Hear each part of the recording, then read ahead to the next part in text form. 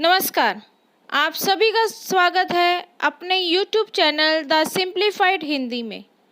मैं डॉक्टर नवनीता भाटिया आज आप लोगों के सामने कक्षा 10वीं की पाठ्य पुस्तक कृतिका में से पाठ जॉर्ज पंचम की नाक के प्रश्न उत्तर लेकर आई हूँ, जिन्हें मैं बहुत ही सरल शब्दों में आप लोगों को बताऊंगी, इसकी व्याख्या करूंगी।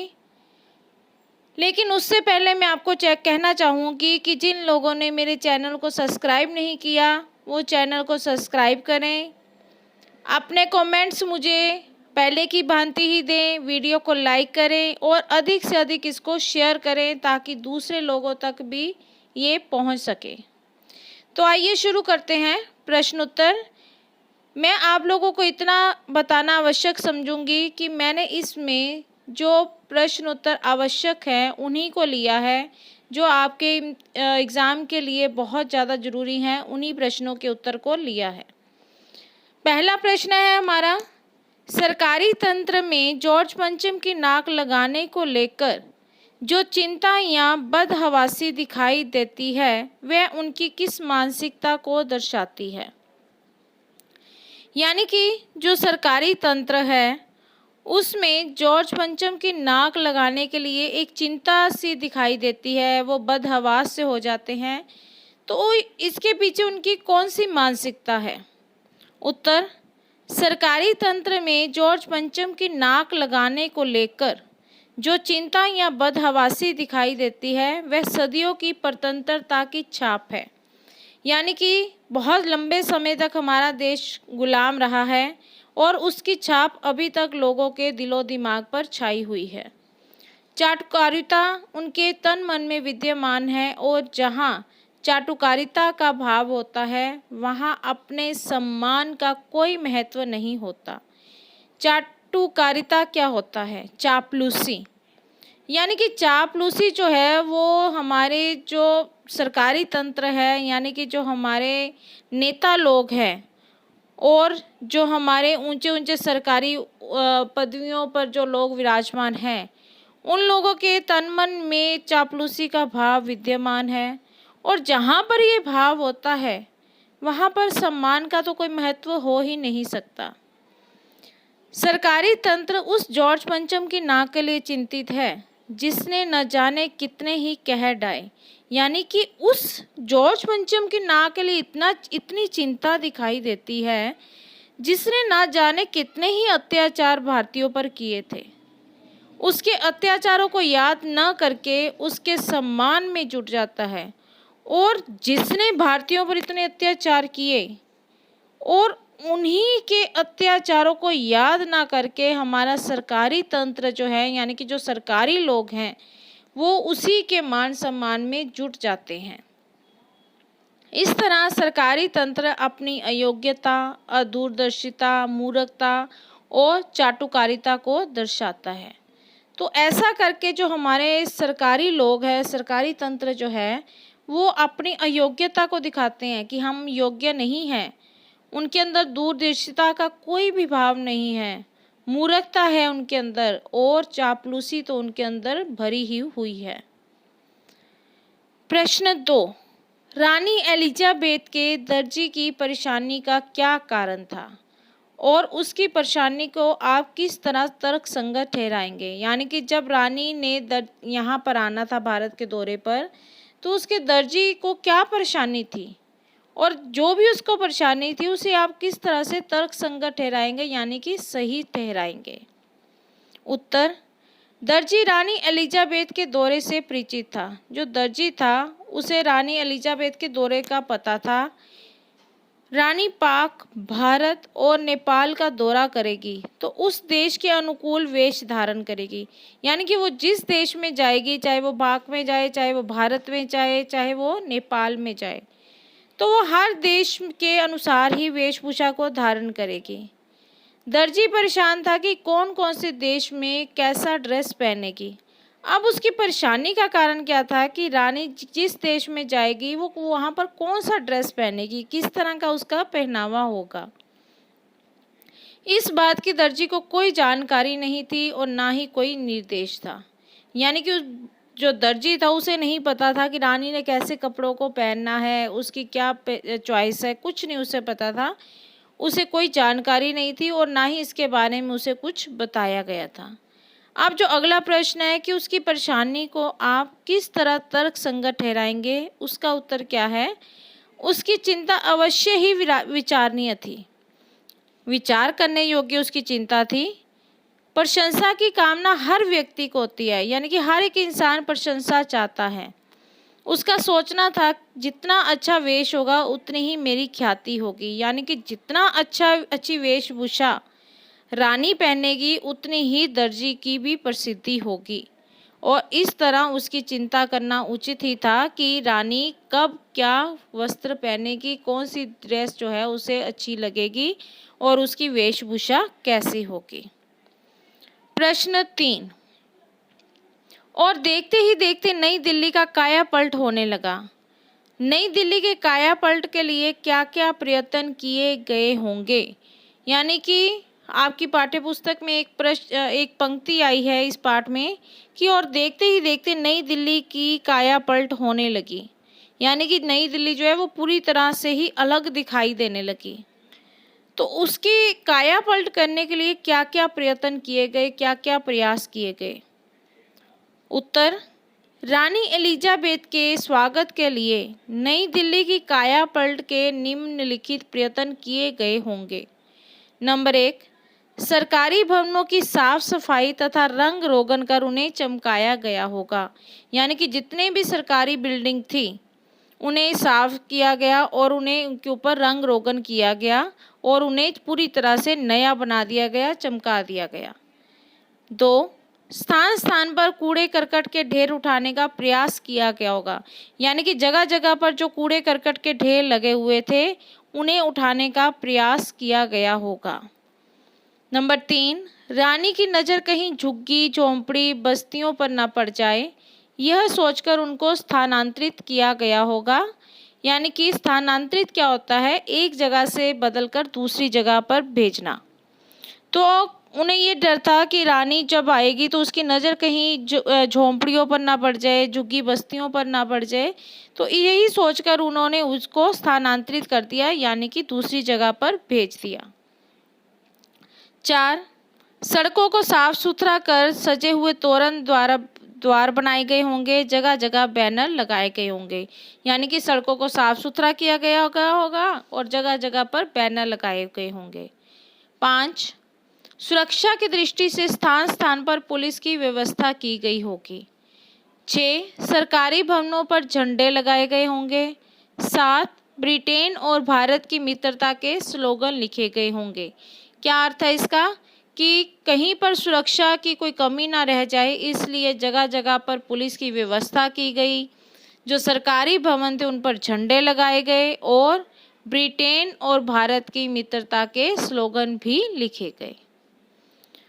प्रश्न 4, आज की पत्रकारिता में चर्चित हस्तियों के पहनावे और खान पान संबंधी आदतों आदि का वर्णन का दौर चल पड़ा है। क्या कहा गया है कि आज की जितनी भी पत्रकारिता है, यानी कि जितने भी आर्टिकल छपते हैं न्यूज़पेपर में, मैगजीन्स में, कहीं पर भी, उसमें चर्चित हस्तियां यानी कि हमारे हीरो हीरोइन एक्टर जो हैं और जो बड़े बड़े लोग हैं, उन लोगों के पहनावे यानी कि उनका पहनावा कैसा है, उनके खान पान संबंधी आदतें कैसी है, इसका वर्णन किया जा रहा है। तो इसमें आपके 2 प्रश्न पूछे गए हैं, दोनों का उत्तर मैं अलग अलग बताऊंगी। पहले हम पहले वाला लेते हैं।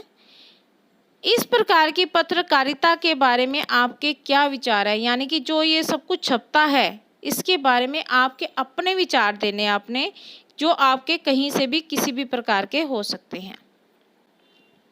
अब वो क्या कहता है कि आज की पत्रकारिता में चर्चित हस्तियों के पहनावे खान पान संबंधी आदतों को व्यर्थ ही वर्णन करने का दौर चल पड़ा है, यानी कि बेकार में ही उनकी हर एक चीज़ को बताया जाता है, उनका पहनावा कैसा है, उनकी खान पान संबंधी आदतें कैसी हैं, वो कैसे रहते हैं, इन सब के बारे में बताया जाता है। तो वो कहता है कि ये व्यर्थ का काम है। इससे जन सामान्य की आदतों में भी परिवर्तन आ गया, यानी कि आम लोग जो हैं उनकी आदतों में भी परिवर्तन हो रहा है इन सबको पढ़कर। इस प्रकार की पत्रकारिता के बारे में मेरे विचार हैं। अब आपके अपने विचार दिए जाने हैं। नंबर 1, इस तरह की बातों को इकट्ठा करना और बार बार दोहराकर महत्वपूर्ण बना देना पत्रकारिता का प्रशंसनीय कार्य नहीं है। यानी कि ये जो बातें बताई जाती हैं इन्हें इकट्ठा करना और उन्हीं बातों को बार बार दोहराना और उन्हें बहुत ज़्यादा इम्पोर्टेंस देना, कहते हैं कि इस बारे ये जो काम होते हैं ये पत्रकारिता के लिए प्रशंसनीय कार्य नहीं है, यानी कि प्रशंसा के योग्य काम नहीं है। नंबर 2, पत्रकारिता में ऐसे व्यक्तियों के चरित्र को भी महत्व दिया जाता है जो अपने चरित्र पर तो कभी खरे उतरते नहीं हैं, पर चर्चा में बने रहने के कारण असहज कार्य करते हैं और पन्नों में छा जाते हैं। यानी कि कुछ ऐसे लोग भी होते हैं, उन लोगों के चरित्र को भी महत्व दिया जाता है जो जिनका वर्णन जिस प्रकार से किया जा रहा है असल में वो वैसे होते नहीं हैं, लेकिन जब उन्हें चर्चा में लाया जाता है और चर्चा में वो बने रहना चाहते हैं तो वो ऐसे ही कार्य करना शुरू कर देते हैं और पन्नों पर छाए रहते हैं। दूसरा भाग इसका, इस तरह की पत्रकारिता आम जनता विशेषकर युवा पीढ़ी पर क्या प्रभाव डालती है। यानी कि जो ये आर्टिकल वगैरह छपते हैं ये युवा पीढ़ी पर आजकल की जो जनरेशन है उसके ऊपर क्या प्रभाव डालती है। क्या उत्तर है, चर्चित व्यक्तियों की बार बार की व्यर्थ चर्चाएं युवा पीढ़ी पर बुरा प्रभाव डालती हैं। यानी कि जितने भी चर्चित व्यक्ति हैं जिनकी बातें की जा रही हैं वो युवा पीढ़ी पर बहुत बुरा प्रभाव डालती हैं। उन चर्चित व्यक्तियों की नकल करने का प्रयास, उनकी संस्कृति में जीने की बढ़ती हुई इच्छाएं युवा पीढ़ी के मन में बलवती रूप धारण कर लेती है। यानी कि जिस प्रकार वो लोग अपना जीवन जीते हैं उसी वैसे ही जीने का प्रयास, वैसे ही नकल जो है युवा पीढ़ी करती है, उन्हीं की संस्कृति में जीना चाहती हैं, जिससे कि युवा पीढ़ी की इच्छाएं जो है वो लगातार बढ़ती ही चली जाती हैं, जिससे उनके ऊपर दुष्प्रभाव पड़े बिना नहीं रहता और इसका उनके ऊपर बहुत बुरा असर पड़ता है। वे अपने सामाजिक व्यवहार तथा लक्ष्य को भूल व्यर्थ की सजावट में समय और धन खर्च करने लगते हैं। वे अपने समाज में उन्हें किस प्रकार से रहना है और उनके जीवन का लक्ष्य क्या है, वो इन सब बातों को भूल जाते हैं और बेकार की सजावट में अपना समय और धन खर्च करने लगते हैं। प्रश्न 5, जॉर्ज पंचम की लाट की नाक को पुनः लगाने के लिए मूर्तिकार ने क्या क्या यत्न किए। यानी कि जॉर्ज पंचम की जो मूर्ति थी उसके ऊपर नाक लगाने के लिए मूर्तिकार ने क्या क्या यत्न किए। उत्तर, जॉर्ज पंचम की लाट की नाक को दोबारा लगाने के लिए मूर्तिकार ने निम्नलिखित प्रयास किए। नंबर 1, मूर्तिकार ने फाइलें ढूंढवाई जिससे इस पत्थर के स्थान का पता चल सके। पत्थर कहाँ से आया था उस स्थान का पता लगाने के लिए मूर्तिकार ने फाइलें ढूंढवाई।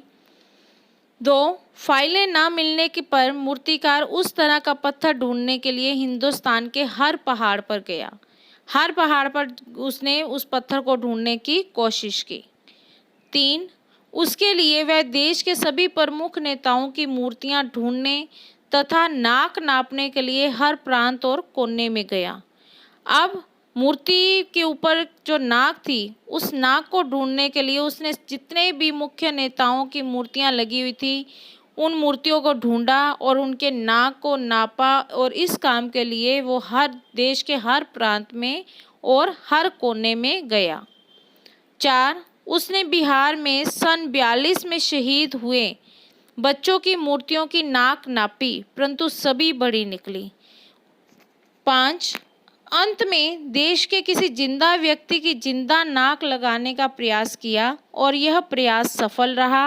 अंत में जिंदा नाक लगा दी गई और अंत में उसने क्या किया कि किसी भी जिंदा व्यक्ति की नाक को काटकर लगाने का प्रयास किया और उसका जो ये प्रयास था वो सफल रहा और अंत में क्या किया गया कि जिंदा नाक ही लगा दी गई। अब आपकी पाठ्य पुस्तक में जो छठा प्रश्न दिया गया है उसकी कोई ज़्यादा वो महत्वपूर्ण नहीं है, इसलिए मैंने उसको प्रश्न को छोड़ दिया। तो हम आते हैं अगले प्रश्न पे।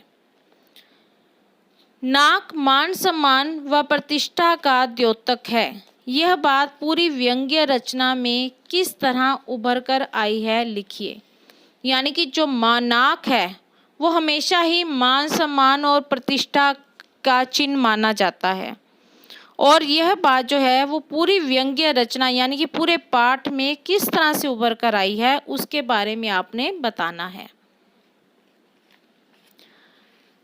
उत्तर, नाक सदा से ही मान सम्मान व प्रतिष्ठा का प्रतीक रही है।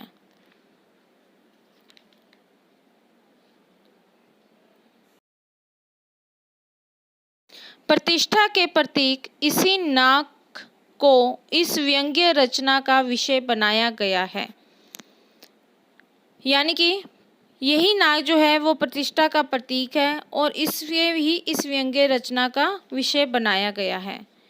जॉर्ज पंचम के आगमन में सभी सरकारी अधिकारी अंग्रेजी शासन के विरुद्ध अपनी नाराजगी प्रकट करने की बजाय उसकी आराधना में जुट गए।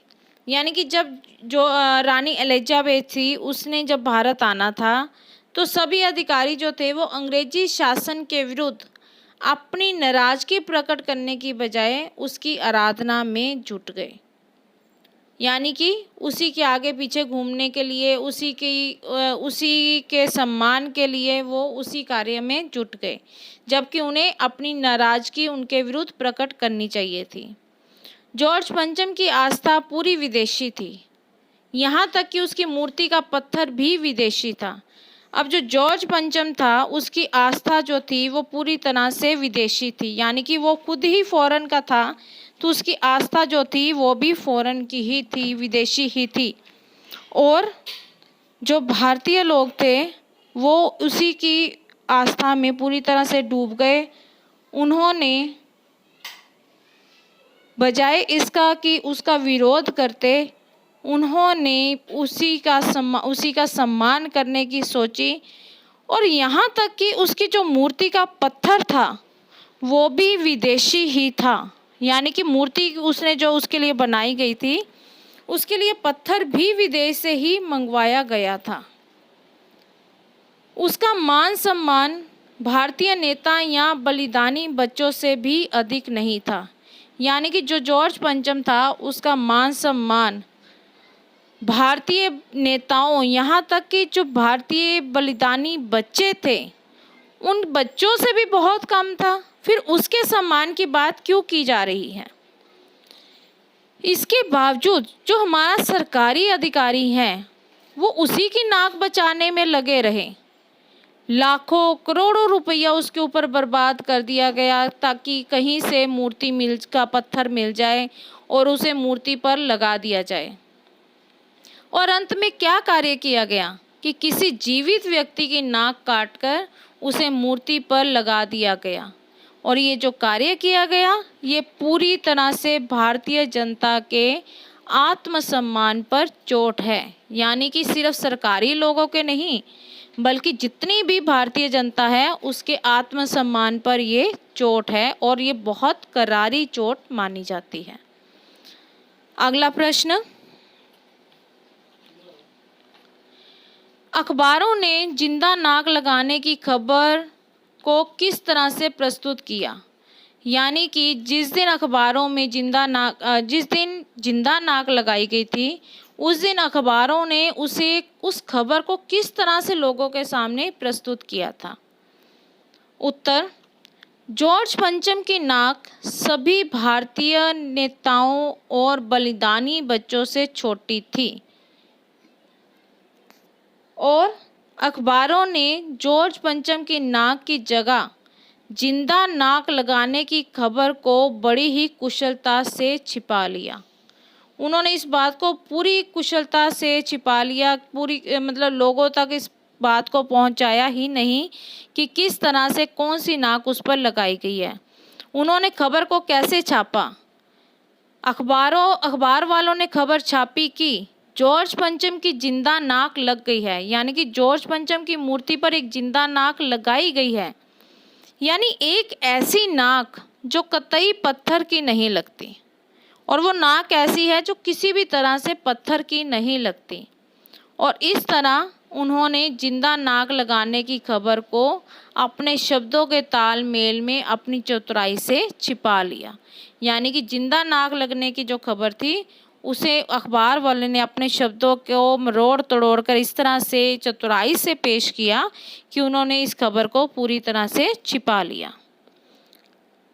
अगला प्रश्न, जॉर्ज पंचम की लाट पर किसी भारतीय नेता, यहाँ तक कि भारतीय बच्चे की नाक फिट ना होने की बात से लेखक किस ओर संकेत करना चाहता है, यानी कि जॉर्ज पंचम की मूर्ति पर किसी भी भारतीय नेता, यहाँ तक कि भारतीय बच्चे की नाक फिट नहीं हुई, तो इस बात से लेखक किस बात की ओर संकेत करना चाहता है?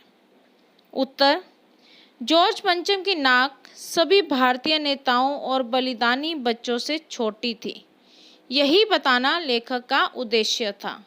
यानी कि लेखक इसी बात को बताना चाहता था कि जॉर्ज पंचम की जो नाक है वो भारतीय नेताओं और बलिदानी बच्चों से छोटी है। भारत में आज़ादी के लिए लड़ने वाले बलिदानी बच्चों का मान सम्मान उससे अधिक था, यानी कि हमारे देश के जो बलिदानी बच्चे हैं उनका मान सम्मान जॉर्ज पंचम से बहुत ऊंचा था। गांधी, नेहरू, सुभाष पटेल आदि नेता तो निश्चित रूप से जॉर्ज पंचम से कहीं अधिक सम्माननीय थे। अगर बलिदानी बच्चे, जो छोटे छोटे बच्चे थे, उनका मान सम्मान जॉर्ज पंचम से अधिक था, तो हमारे देश के जो नेता हैं उनका मान सम्मान तो निश्चित रूप से ही जॉर्ज पंचम से बहुत ज़्यादा ऊंचा था, यानी कि वो जॉर्ज पंचम से बहुत ज़्यादा सम्माननीय थे, और यही बताना लेखक का उद्देश्य रहा है। अगला प्रश्न, नई दिल्ली में सब था, सिर्फ नाक नहीं थी, यानी कि नई दिल्ली में हर एक चीज़ मौजूद थी, लेकिन जॉर्ज पंचम की मूर्ति के ऊपर नाक नहीं थी। इस कथन के माध्यम से लेखक क्या कहना चाहता है? नई दिल्ली में सब कुछ था, सिर्फ नाक नहीं थी। इस कथन के माध्यम से लेखक कहना चाहता है कि आज़ाद भारत में किसी प्रकार की सुख सुविधा की कोई कमी नहीं थी, यानी कि जब हमारा देश आज़ाद हो चुका है तो आज हमारे देश में किसी प्रकार की कोई भी सुख सुविधा की कमी नहीं है, सब कुछ था, परंतु आज भी भारतीयों में आत्मसम्मान की भावना नहीं थी। लेकिन आज भी जो भारतीय हैं उनके दिलो दिमाग में कहीं ना कहीं अंग्रेज़ों की जो छाप है वो छाई हुई है, और यही कारण है कि अंग्रेज़ों के सामने उनका आत्मसम्मान जो है वो कम हो जाता है। यदि जॉर्ज पंचम ने उन्हें गुलाम बनाकर उनके आत्मसम्मान को ठेस पहुंचाई थी तो उसे गलत ठहराने की हिम्मत उनमें नहीं थी। जॉर्ज पंचम जैसे लोग ही थे जिन्होंने भारत के लोगों को गुलाम बनाया और उनके आत्मसम्मान को ठेस पहुंचाई थी, लेकिन आज भी वो लोग उसे गलत ठहराने की हिम्मत नहीं रखते थे, वो किसी तरह से उसे गलत नहीं ठहरा सकते थे। लास्ट क्वेश्चन, जॉर्ज पंचम की नाक लगने वाली खबर के दिन अखबार चुप क्यों थे, यानी कि जिस दिन उसे नाक लगी थी उस दिन अखबार चुप क्यों थे? उत्तर, उस दिन सभी अखबार इसलिए चुप थे क्योंकि जॉर्ज पंचम की लाट पर जिंदा नाक लगने की खबर से अखबार वाले लज्जित थे, यानी कि वो खुद ही अखबार वाले शर्मिंदा थे।